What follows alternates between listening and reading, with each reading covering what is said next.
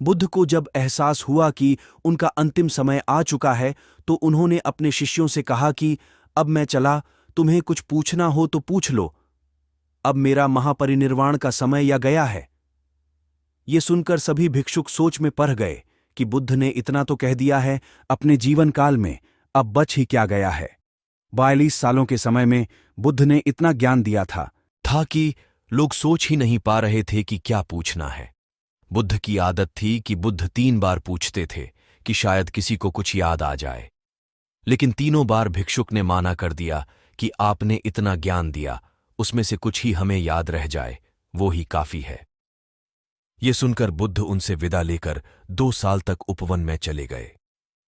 जब बुद्ध अपनी देह से मुक्त होने लगे तो सुभद्र नाम का एक व्यक्ति बुद्ध के पास हाजिर हुआ। सुभद्र पास ही के गांव के निवासी था, लेकिन अपने कामों में व्यस्तता के कारण कभी बुद्ध से ज्ञान नहीं ले पाया था। लेकिन जब उसे पता चला कि बुद्ध का अंतिम समय आ गया है तो वो बुद्ध के पास गया।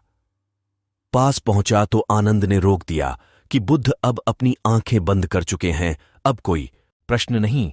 उनकी ये बात बुद्ध ने सुनी तो उन्होंने आंखें खोली और बोले, आने दो, वरना ये सारी उम्र कोसेगा।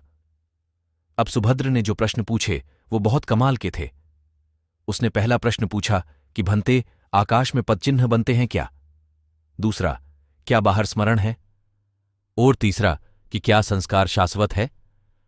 साधारणतः बुद्ध इस तरह की बातों के उत्तर नहीं देते थे, लेकिन वो अंतिम प्रश्न करने वाला था तो बुद्ध ने उसके उत्तर दिए और कहा कि आकाश में पदचिन्ह नहीं बनते और जीवन आकाश ही है।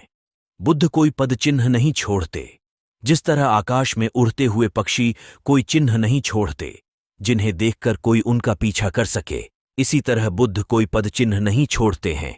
दूसरा उत्तर, बाहर स्मरण नहीं है अर्थात जो खुद के अंदर झांकेगा वो ही कामयाब होगा, जो खुशी और शांति को बाहर ढूंढेगा वो व्यर्थ ही दुख को गले लगाएगा।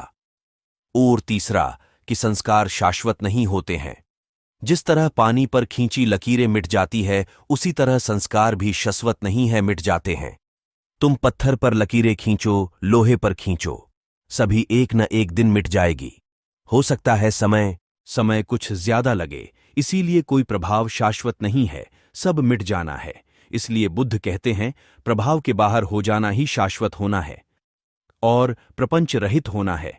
इसलिए खुद को इस दुनिया के प्रपंचों से बचाकर रखो ताकि अपने अंदर समाई हुई बेशुमार खुशी को पा सको। बुद्ध को सुनने के लिए आपका बहुत बहुत शुक्रिया। जय हिंद।